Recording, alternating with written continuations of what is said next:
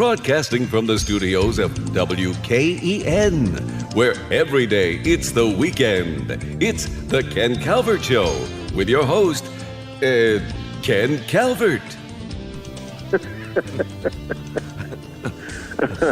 I want to do a show where I can never get off the toilet, and it's called Wiper. You know, it's funny when you say things, they just make them come back to appear on a podcast.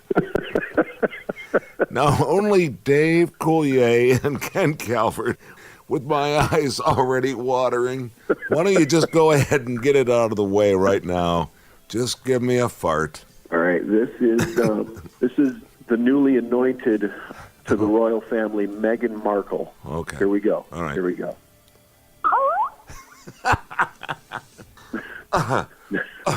May we begin now, sir? Talking with my old friend Dave Coulier. I put a little something up on Facebook and a little something up on Twitter, and I got more responses on the fact that I would be interviewing Dave Coulier on the Ken Calvert Show podcast than I've ever gotten on anything before in my life. So thank you. Oh, boy, that's so nice to hear. Thank you. You have legions of fans. I mean, I thought I was doing pretty well with 1,800, close to 19. But with this, I may even get to 2,000. But you have thousands and thousands. Okay, pal, where do we start? You want to start with where we began?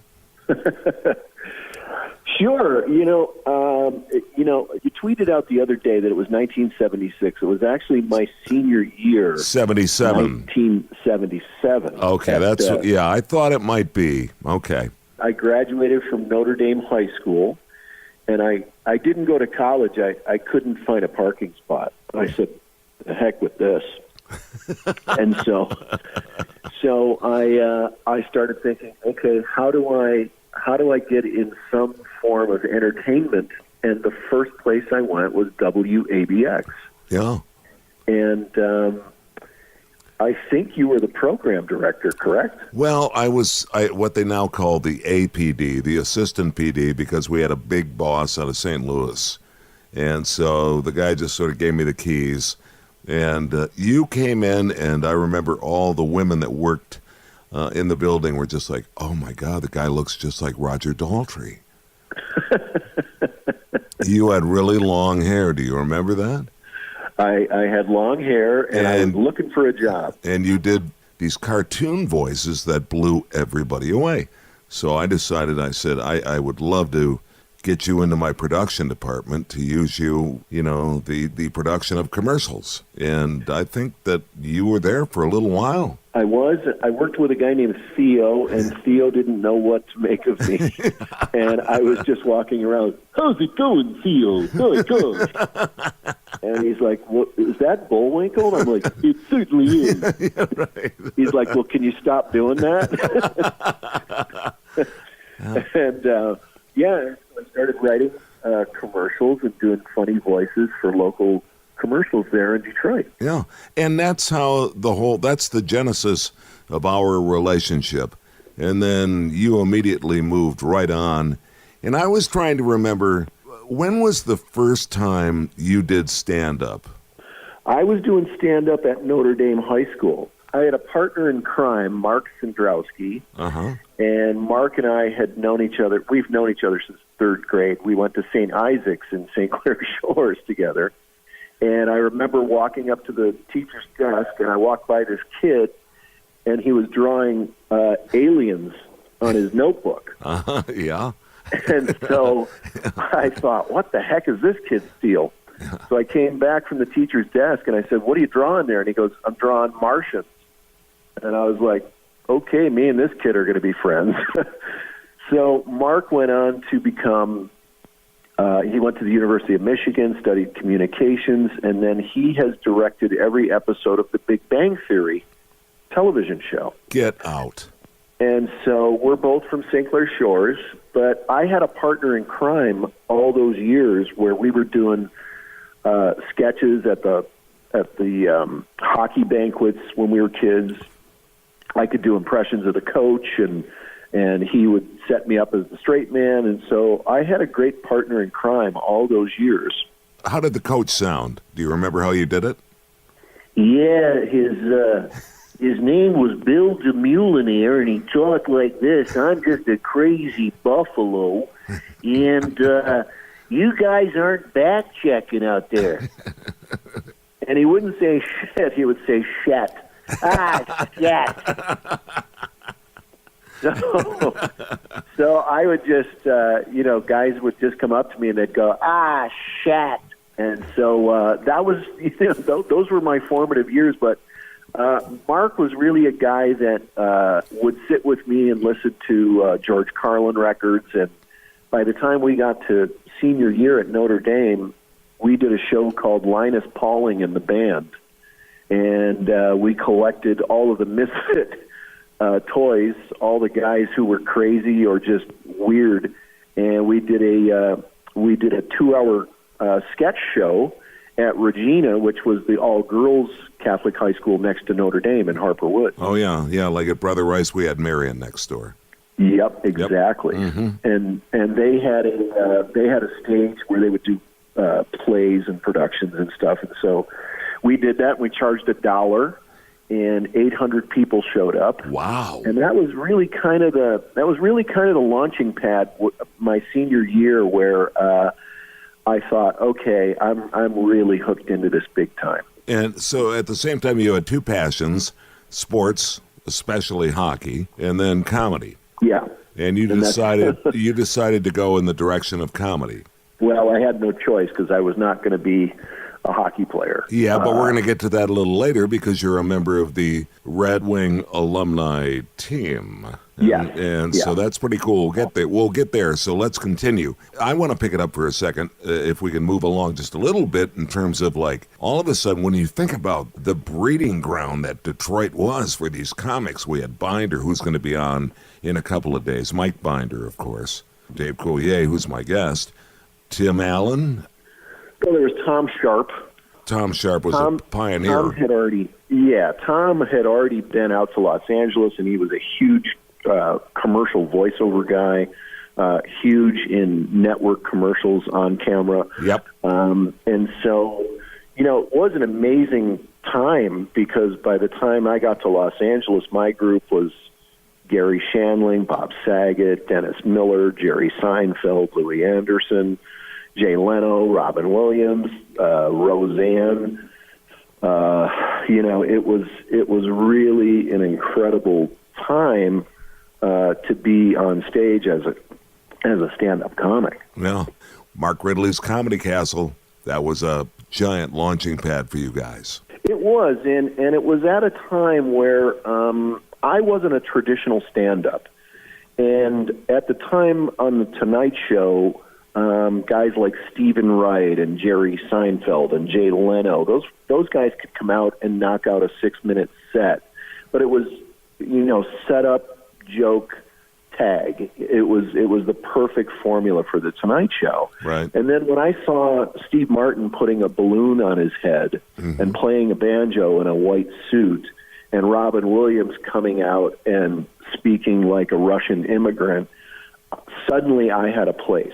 And suddenly I knew that, okay, the doors are completely open now. I have a place in stand-up comedy where I can do my voices, I can be crazy, I can tell crazy stories, and kind of,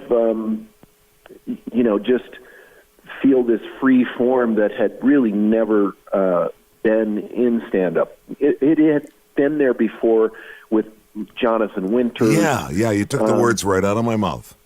It had been there with him, but suddenly now it was a commercialized form that was completely different. And that gave me a lot of hope, and it really gave me a huge boost to say, all right, what you're doing is exactly what you should be doing. You need to get to Los Angeles. You did the Carson show. I did the first Tonight Show when I was 24 years old. Wow. And Johnny hosted, which at the time, that was the only forum for a stand-up in late-night television. You had Mike Douglas, you had Dinah Shore, you had Merv Griffin during the daytime. Yeah. But as far as the big granddaddy was The Tonight Show. Of course. And you knew when you went on The Tonight Show that everybody in your life, your family, your friends, your peers, and everybody in show business was going to be watching the show that night. So it was a big deal. It really was a big deal. Now, wasn't the big deal really within the inside of the Johnny Carson show to get invited over onto the couch? Yes, and that happened for a couple of reasons. First, you had to kill. Yep. Second of all, there had to be enough time on the show for that to happen. So a couple things had to happen. You had to come out and just totally crush it. Johnny had to fall in love with you, and there had to be within the time frame of who the guests were on that show, enough time allotted so that you could come over on the couch and sit there for a few minutes. And it didn't happen very often. It happened with Stephen Wright and Gary Shandling and I think Drew Carey, and there were very few that happened, but that launched a career immediately, and that just doesn't happen nowadays. Mm-hmm. But it happened back then, and I got to see it. For me, I just got the okay sign, and thank you, Dave. Okay. That's what I got. Yeah. Well, no. I mean, you made The Tonight Show. How many times were you on The Tonight Show? I was on 2 more times, once when Jay Leno was hosting, and once when Gary Shandling was hosting. Yeah. But as a stand-up, I didn't feel as though I was ready. I wasn't a Tonight Show comic. I was sitting with Gary Shandling at the Improv on Melrose Avenue, and Jim McCauley, the Tonight Show talent coordinator, came up to me and he said, "I saw your set tonight. You're going to do the show on Thursday." And this was a Saturday night when he said it to me. And I said, "Jim, I'm not ready." Yeah. And he goes, "Nope, I'm calling Brad on Monday. You're doing the show on Thursday. I'll see you Tuesday in my office." And he walked away. And I looked at Gary, and Gary went, "You're going to do it, Dave." And I said, "Gary, I'm not ready." He said, "Dave, you killed tonight, and Jim saw it. He already told me. I knew he was going to come up and say that." Wow. And I said, "I am totally, totally not ready." And why did you lack self-confidence? Because I didn't feel as though I was a 6-minute Tonight Show comic. Why?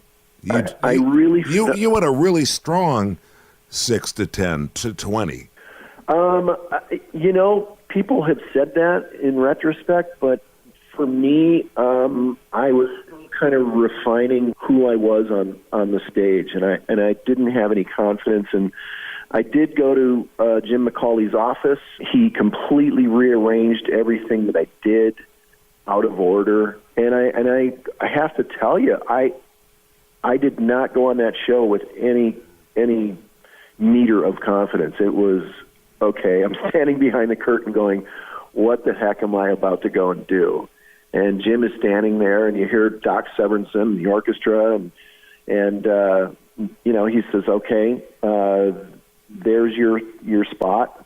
That's Johnny Starr. Do not go out to Johnny Starr. You're way back from Johnny Starr." He says, "Acknowledge Johnny first, then acknowledge Doc.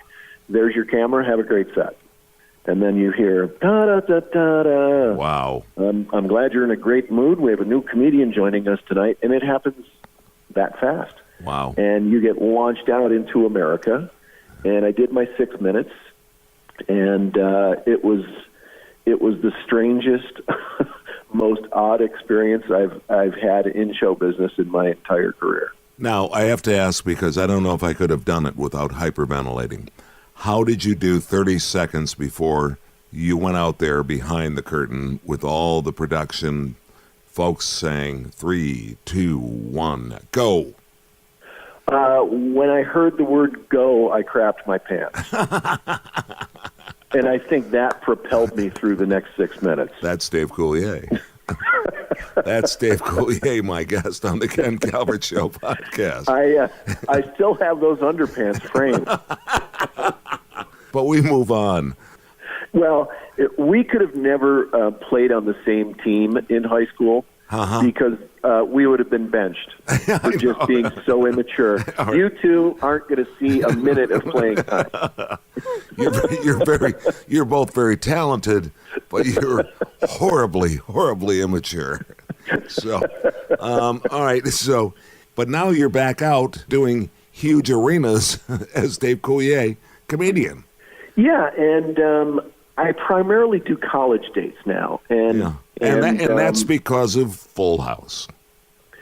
Yes, Full House and the resurgence of Fuller House. The college students have known my face since they were little kids through syndication, and so that has been really a great thing. I don't do clubs anymore. I really stick to college dates and occasionally a casino in Atlantic City or Las Vegas. But I really enjoy the college dates just because of where my act is right now and where my point of perspective is right now. And I was talking to my agent at ICM, Steve Levine, and he said, there's maybe 5 comedians who are well-known that can actually do college dates now. And I said, is that right? And he said, yeah. He said, first of all, they want clean. Second of all, they want nothing controversial. And there's not a lot of comedians that are doing that right now. And you're definitely correct. And you're right. You're right in my wheelhouse with that, by the way.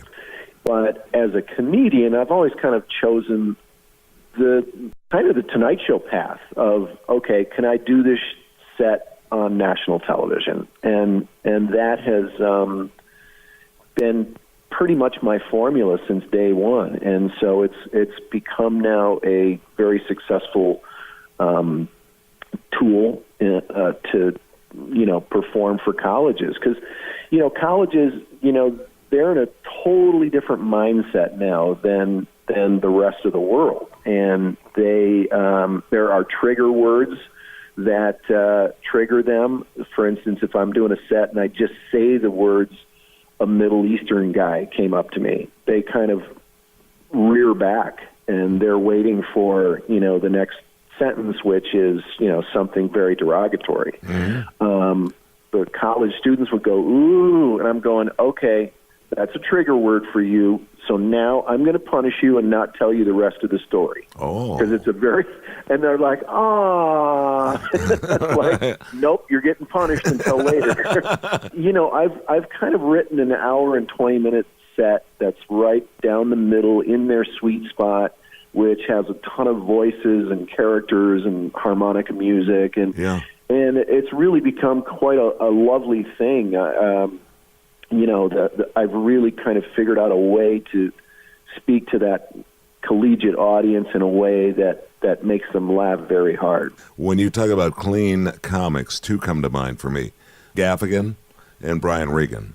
Yeah. And I was wondering who the other 3 might be that your manager mentioned that can do the college set that way.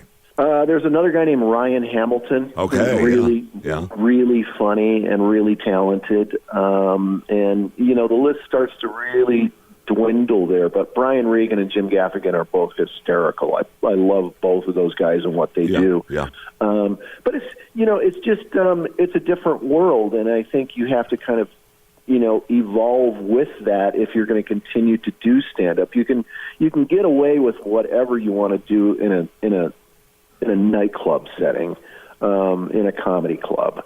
But when you're out there and you're in this generation, it's a real process to try and find that sweet spot.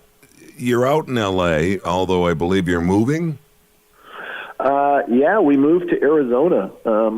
I commute back and forth to L.A., in my airplane. I know that may sound no, that's what I wanted to talk to you about. When did the airplane thing start? I remember you back when you and I and Ann took a tour of the Detroit Zoo, but I think you were talking then about that you flew in that day to do it.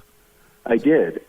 And I've been flying since I was 17 years old. Uh-huh. My dad took me flying for the first time when I was 5 5 years old, at McKinley Field, which is across the street from the Fraser Ice Arenas. There was an airport there. And and I'm not making this name up, but he flew with a guy who he worked with at Chrysler named Dick Pencil. And it's Pensyl. I'm not even making that up. But his name was Dick. No, Dick wait a Pencil. minute. Wait a minute. Dick Pencil? Dick Pencil. Yes. All right. And so my dad would fly with Dick Pencil. Just try and fill that out on any application. What's your last name? What's your first name? Really? Okay, sure. Yeah, you. Oh, wisecracker, eh? So you started flying with your dad, and he started with Dick Pencil. With Dick Pencil, and so I was hooked at 5 years old. And then when I graduated from Notre Dame, I started taking flying lessons over at Fraser, at McKinley and Fraser, and got my license when I was 18. And then I moved to Los Angeles shortly thereafter to pursue stand-up comedy and acting. And I would hang out with all the comics at the Comedy Store who were smoking pot and snorting coke. And they're like, "You want some?" And I'm like, "No, I'm going flying in the morning." They're like, "What?" "I'm going flying." We're going flying right now. And so, and Binder will attest to this because I think he was the first one who called me this. He called me Christian Shine Boy. Wow. And so everybody kind of started calling me Christian Shine Boy. And I remember one night at the Comedy Store, a bunch of the cokehead, pothead comics came over to me, and they're like, "Hey, man, like, you're doing cartoon voices and stuff, right?" And I'm like, "Well, yeah, I'm working on the Jetsons and Scooby-Doo and a couple of shows." And they're like, "Whoa, like, can you tell us how to do that?" I'm like, "Well, first of all, I don't think you can blow coke until 4 a.m. and show up at Hanna-Barbera as the talking dog."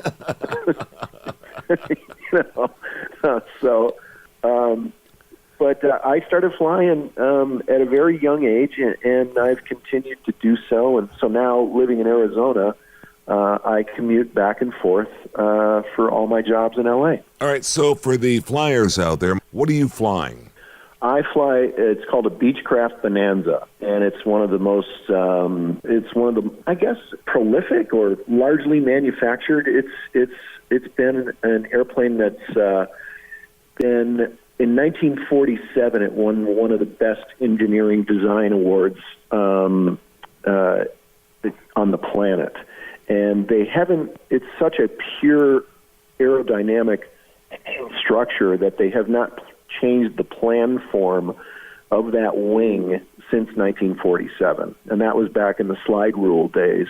And it's pretty much the exact same wing that they produced in 1947. It's also the airplane that Buddy Holly and the Big Bopper died in. Oh, good. Okay, thanks. And they used to... Thanks, Dave. They used to call the airplane... I look forward to you picking me up and taking me for a ride. Well, the airplane has a very storied past, even though it's an extremely, the flight characteristics and the performance characteristics are unmatched by any other airplane in its class. It got nicknamed the Doctor Killer, and what was happening is doctors would fly to their rounds in this airplane, and because it's such a high performance airplane, they would put it into situations that the airplane really wasn't categorized for. So they were twisting the tail off on this airplane. And they've since done various modifications to the tail surfaces to strengthen it. But that was really to appease the FAA, which was then called the CAA. But it's an incredible airplane, and mine is a 1962, but it looks brand new and flies like it did on day one. Does it have a retractable gear? It has, it's a high-performance airplane. It's extremely fast. It has retractable gear and an adjustable pitch prop. And carries 4? It carries 4, okay. yeah. It's 260 horses, and it goes about 120 About 185 miles per hour. Cool. And that's how you commute. That's how I commute every week, whether I'm doing some acting stuff for voiceovers or I'm directing television now. So I go back and forth, and it's I feel like the luckiest guy on the planet. Wow. Let's talk about Full House and Fuller House. Full House, was that a big break? That was a huge break. Okay. And that was something that I never saw coming. I went in like any other audition, walked in, and Tom Miller and Bob Boyette, who were extremely prolific producers, and Jeff Franklin were in the room. And I walked in, and I read the role. It wasn't even called Joey Gladstone. I'll get to that in a minute. I walked in. I did the reading. I had pitched a show called McKinley Field, which was about a little airport, several years earlier to Bob Boyette, who was then a Paramount television executive. And there's a whole story about that, which I won't get into, but Bob wanted to option that pilot. So I knew Bob already, and I had met Jeff through Gary Shandling, and Tom Miller was an executive producer. He had produced Mork and Mindy and Happy Days and Laverne and Shirley, so he was a huge deal. So I go in and I read for the show, and I think the character I was reading for was named Adam at the time. And so I went in and I read, and they said, great job. And I ad-libbed a bunch of voices into the character, which they loved. And then I was leaving, and Tom Miller said, wait a second, can you also read for the father role in this? And I said, yeah, sure. So I went out, took 5 minutes, read the sides for the father role, came back in and read that, and they said, hey, thanks very much. And that was it. And I thought, okay, here's another one I didn't get. Yeah. And so I got home, and there was a message on my answering machine from Brad Gray, who was my manager, Gary Shandling and Bob Saget. That's a huge storied name in Hollywood. You would see that name a lot in credits. Yeah. And so there was a message from Brad when I got home, and it was, hey, Dave, you got this pilot, Full House, so give me a call.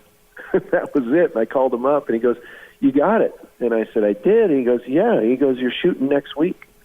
And I thought, oh, my gosh, I'm doing a TV pilot for ABC. This is amazing. And, we shot that original pilot with another actor playing the Danny Tanner role. It was a guy named John Posey. And the show sold. And then Bob Saget was in New York doing the CBS morning program. Bob got fired. And Jeff Franklin said, look, I want you and Stamos to do a screen test with Bob Saget. And I thought, you got to be kidding me. This is so bizarre, because I was already friends with Bob. I had slept on Bob's couch when I first moved to L.A. when I was 19 years old. So I knew Bob very, very well.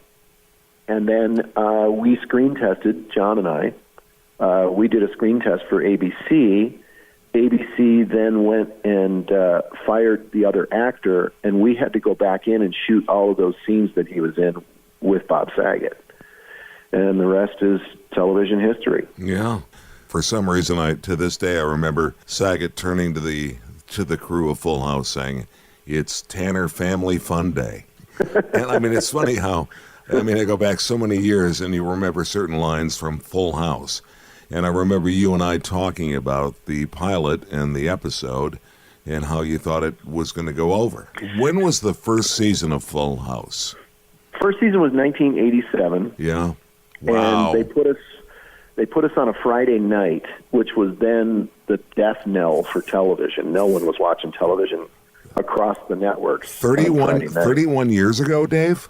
31 years ago, yeah. Wow. I was 27 years old when we did the pilot. Yeah. And then what happened was we did our 13, and then we got a back 9 because they thought, oh well, we got to put something there. Yeah. And no one was watching us. We were dead in the water. And then Tom Miller and Bob Boyette had so much television power that they went to ABC and said, we need you to put Full House in the Who's the Boss slot on Tuesday night in summer reruns. And once they did that, our audience numbers exploded. And then we carried all of those viewers back to 8 o'clock on Friday night. And then ABC started building the TGIF roster of shows. Right. And it just exploded. And it's strange, Ken, because on a Friday night, we were pulling a 28 to a 30 share, which is unheard of. Yeah. And we had 24 million viewers at 8 o'clock on Friday night. 24 million? Are you serious? Yeah. Well, Tim Allen just moved his show over to Last Man Standing to Fox, and they crushed it with 8 million. Yeah, isn't that crazy? Yeah. Totally different time, with Netflix and YouTube and Hulu and all of these different outlets course. now. Right. The numbers have just splintered. And, I tell people that. I was in a meeting over at Sony with some executives last week, and I said that to them. I said, 24 million viewers on a Friday night with a 30 share, and their jaws dropped. Yeah. And they're like, that is just incredible when you think about it. And I said, yeah, it was a totally different time. You only had 4 networks back then. Yeah. Well, because they're probably younger than us, right? Yeah, they were much younger. They didn't know what Out of Control was. One lady said, I remember you from Out of Control. And the other 2 executives looked at her, and she goes, you're way too young to remember that. Wow. Full House, how many seasons? We did 8 seasons. We did 192 shows. Wow. And what is significant about that now, Ken, is that we're back at Warner Brothers on stage 24, which is where we shot the original show 30 years ago. I put a photo up on Facebook and also on Twitter of me in the kitchen or wherever it was with you back in the early 80s, I believe. Yes, we were standing in the same spot that we're now standing in the kitchen if you go to the set at Warner Brothers. And what's significant about that is after we left Warner Brothers, Friends took over that stage.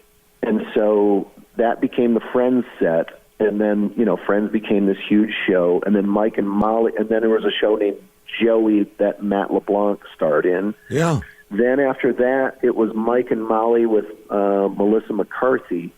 So that stage became the good luck stage. Like, man, if you can get on stage 24, you'll go into syndication, you'll be a huge TV star. So there's really kind of a legend about that stage. And so Peter Roth, who's the chairman of Warner Brothers, was walking in for one of our we had a run-through. And so I was standing outside the stage, and there's a plaque on stage 24 that says Friends, the Friends stage.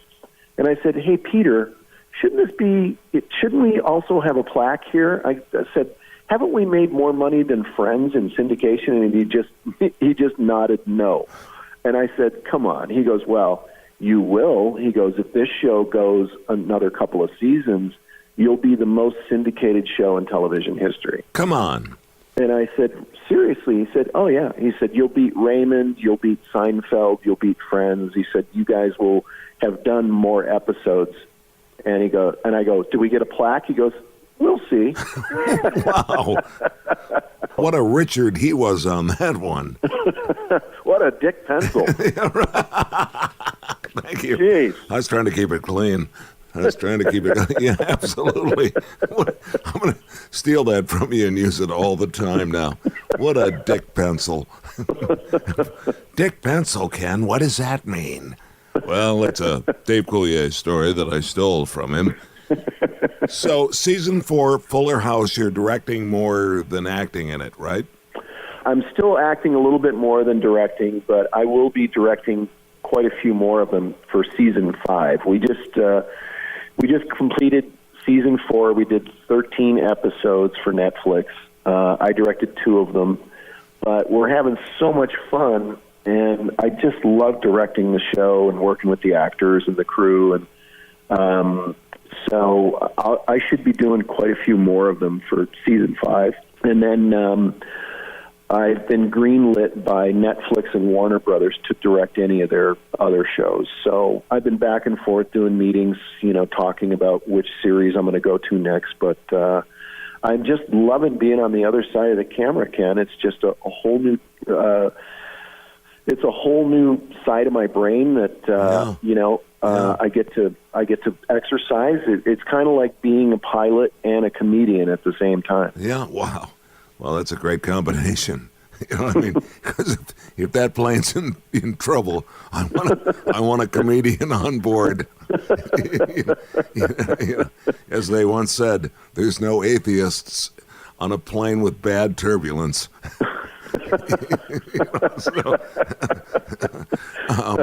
A couple of things, because I know we've talked about so many things.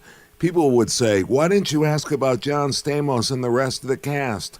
Talk a little bit about the rest of the cast.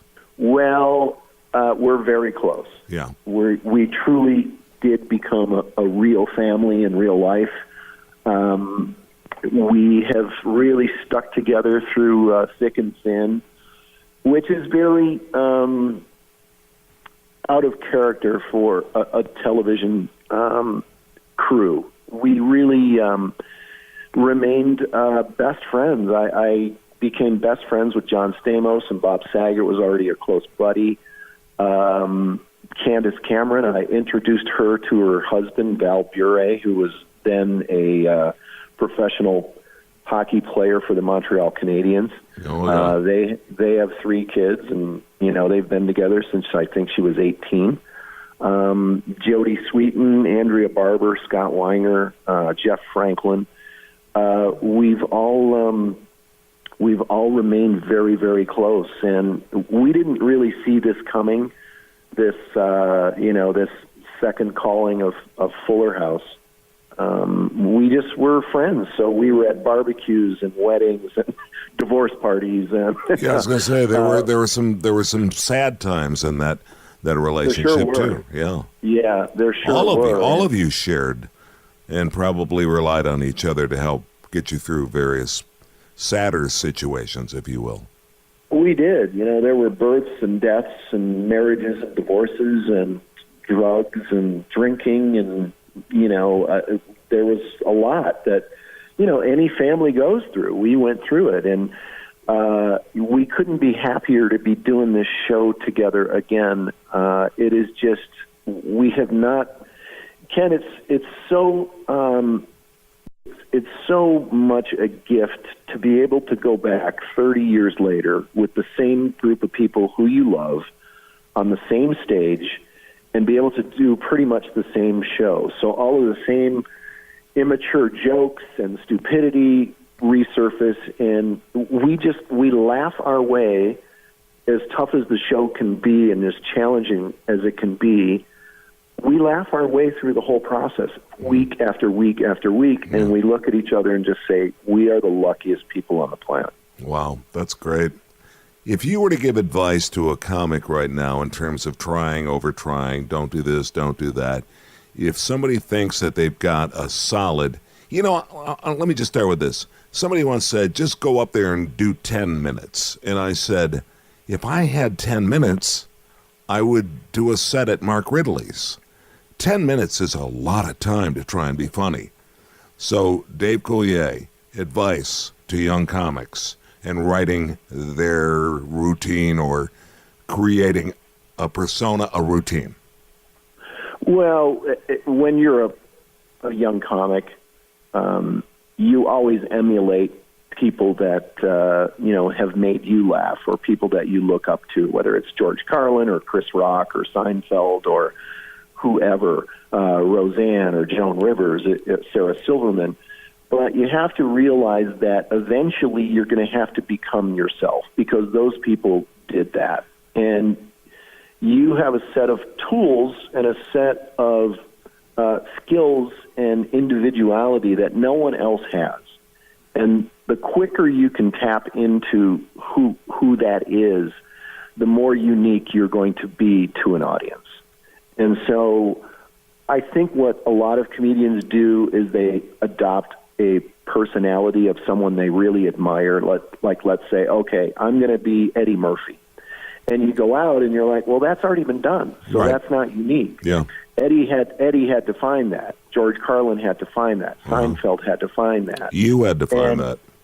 I had to find that. And so Tim the Allen quicker found you that. can- Tim Allen found that. Yeah. And I remember when Tim found that, and started, doing the grunting and yep. it was like remarkable. That was, Tim all found of a it. sudden he said, I found a niche in Tool Time, and I remember the genesis of that going into the whole development, and it was brilliant to watch.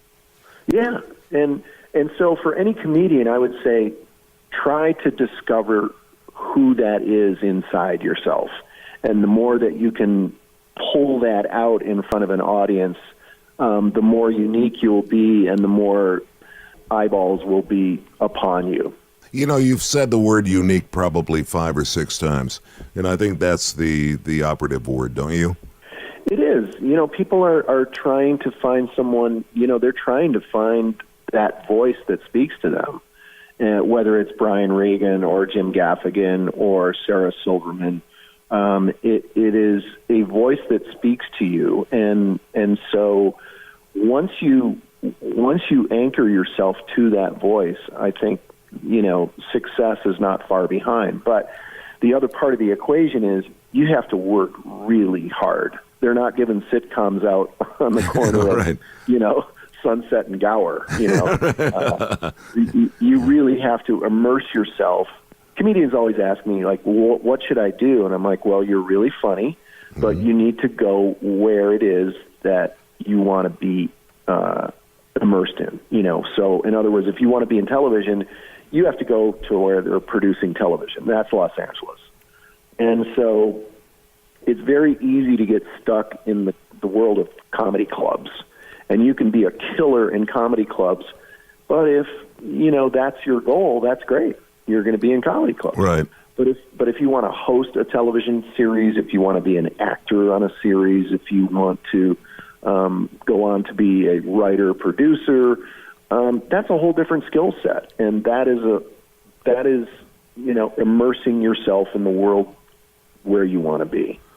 Our mutual friend Mike Binder is coming up. He started as a comedian. He elevated, from stage, realizing he didn't want to necessarily do that any longer, but he wanted to take what he grabbed from the stage and the relationships and moved it to a whole new area. That doesn't happen all that often to you or to Tim or to Mike Binder, but I think it's sage advice that we can pass along to people out there that are just starting to get into this. Yeah, there's lots of different roads that you can walk down, and it's just up to your creative mind's eye to figure that out, and some people never figure that out. Yeah. I was roommates with Mike for several years, and I got to see that crossover happen for him. And I'll tell you this, no one worked harder than Mike. He worked really, really, really hard. You're talking about Mike Binder now. Yes. Yeah. And I got to see him evolve as a writer, producer, director, and actor. And it was a really tough process to try and do that, to get people to suddenly think of you wearing a different hat. And that takes work. And, I look how hard Tim worked. I look at how hard I worked. I look at how hard anybody who's successful worked. And you have to have that work ethic, and you have to have extreme focus, and you have to have a goal. And, if you don't have all of those things, it's going to be a really tough road to walk down. Yeah, but Dave, you also have to have it. You have to be blessed with that gift.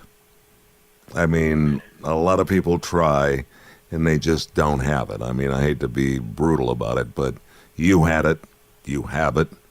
Mike has it. Tim has it. Bill Engvall, our good friend there as well. It's just that I watch other people, they desperately want to do this, but they just may not be able to. And then what do you do, Dave? Well, it's, and some people find it. But that also takes a ton of work and introspection and self-awareness. And, there's a lot of components that have to come together to create the perfect storm.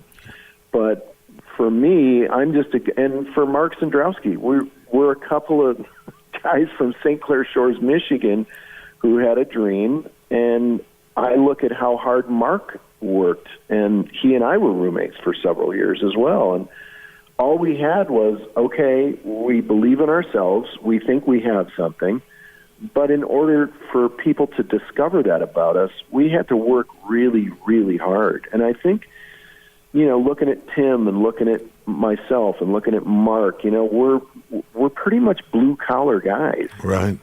And we come from a place, Detroit, which has a certain work ethic and a certain pride, and I think that's really, at some point, that's all we had.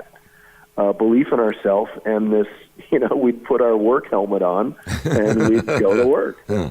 Will you do me a favor? You've given me a full hour here, which is great. Can't thank you enough. I don't think you and I have ever talked this seriously before. You know that? I don't think we've ever done that. I don't think so. And frankly, I'm sort of sad that we didn't be a little more immature, Dave. So, I mean, it's... Hold on, Ken. Hold on just a second. Yeah. Sorry, I don't... That's the door. I gotta... It's I'm not gonna let you go just yet. You get back to Detroit because of your beloved Detroit Red Wings. I do, and my family is still there. I was back there for 12 hours a few days ago. Did you fly? Did you fly your own plane in? I didn't, because I did a show at Ferris State on Thursday, and then I had to go to Plymouth State in New Hampshire for a show on Saturday night. So I thought, well, I can either fly right from Grand Rapids to Boston and then drive to New Hampshire, or I can spend 12 hours in Detroit. So I chose to spend 12 hours in Detroit. I drove up and down Lakeshore Drive. It was beautiful. And there's something that happens to me when I land in Detroit, Ken, which will always be the feeling of I'm home. And I can't describe it. It's an intangible. And as you were saying, I still get to skate with the Detroit Red Wings alumni. I had dinner a couple of weeks ago with Larry Murphy, Dino Ciccarelli, and Joe Kosher. Nice room. That's a good room. That's a good room. You got Hall of Famers there and a tough guy in case you get in trouble. And so I just love those guys, and we make each other laugh, and we have the common bond of our love of hockey. And those guys have made me an alumni member and taken me under their wing, and it's just I'm tickled to death every time I get to skate with those guys because they treat me like one of the boys. Yeah. My nickname is Cooler in the room, and it's just such a thrill to be able to share the ice with those guys. Your dad just turned what, 80-something? 88. Yeah. 88, and he's still really funny. Yeah. And I every year for his birthday, I give him something really nice. Good. And it's usually just a check. Uh-huh. And I gave it to him this year, and he goes, Dave, you're crazy. I don't want that nice of a casket. He's really, really funny. His health is not great right now, but I'll take 88 right now, Dave. I'll take 88 right now. Well, he needed one of those. He needed a walker where he could also sit on it. Oh, yeah, those are beauties. So, he says, Dave, you gave me a Rolls Royce here. Look at this thing. And he says, I'm not getting around so fast anymore. But he says, if I eat beans, I could propel myself a little bit faster. So people wonder where I get it from, and it's the turd doesn't fall far from the toilet. We're going to end with this. I read I believe it was a tweet the other day when you landed in Detroit. you went into the restroom and the guy said, looking over at you, well, looky here, we got a fuller house. Oh, I know. And I just looked at him and I went, waka, waka, waka. Yeah, well, I know. You know what, Dave? Follows me everywhere I go. when the fans stop saying, hey, aren't you? Then you got to worry. That's true. Hey, I love you like a brother, okay? I love you too. This has flown by. I could talk to you for hours and hours. I could too, because I have so many questions, but I think people will learn a lot about you, and I'm fascinated by it. And it's just been an honor and a privilege to talk to you, because we go back so far that it's just, I'm so proud of your success, pal. Thank you, Ken. And you have been a great friend throughout this crazy roller coaster ride. And we do have a lot more stories to tell, so maybe we can do a part 2 someday. I would love to do that with you. What are you doing tomorrow? Oh, no, wait a minute. I got Mike Binder coming up, so... Yeah, I could tell you stories about Mike, too. He is a crazy gentleman. I can't wait to talk to him. I cannot wait to talk to him. Is there anybody else in the Rat Pack that I need to chat up? I've talked to you, talked to Tim. You know who'd be a great guest? I don't know if you had him on your show yet, is Mark Ridley. Oh, you know what? It's funny you would say that. I'm absolutely going to nail Ridley, because Ridley is one of the pioneers, one of the true pioneers, wouldn't you say? He is, and I remember when... I thought I was in trouble at the Comedy Castle one night. I did a set, and then we used to do improv with the comics on stage. It would be me and Leo DeFore and Tony Hayes and Wayne Brinston, and we would do improv after our sets. And so we just had a great night, and Mark said, hey, can you stick around for a few minutes after? And I go, uh-oh. What did I say? What did I do? I'm in trouble. Yeah. The teacher's calling me out. And he said, hey, you really need to get out of here and move to L.A. because you've become a big fish in this small pond, and that's a great thing. He goes, but I'm going to help you. And Mark actually came out to Los Angeles and kind of ushered me into the L.A. scene, and nobody does that. So, I mean, he is wow. He was a godsend to my life as a teenager and a stand-up comic who was just kind of a newbie in this crazy world, and I will always be indebted to him for what he did for me. Well, I got to tell you, I'm going to mention that to him when I call, and I hope he listens. But I'll tell him you got to listen for 1 full hour to get to your to get to your credits, Mark. You got to listen to a couple of farts along the journey. Right. Yep. Dave, thanks so much. Thank you, Ken. Let's stay in touch, all right? Yes, and give my love to Ann. Give her a huge hug from me. All right, Pally. Love you. All right. Thanks, Ken. Love you too. Hey, by the way, happy birthday. Oh, thanks. Yeah. I'll talk to you soon. Thanks, Ken. You can subscribe to the Ken Calvert Show podcast on Apple iTunes, TuneIn, Stitcher, Spotify, or iHeartRadio. It's also available by going directly to www.thekencalvertshow.com. You can reach Ken at kencalvertpodcast@gmail.com. The preceding program is the property of Ken Calvert and may not be rebroadcast without the written permission of Ken Calvert.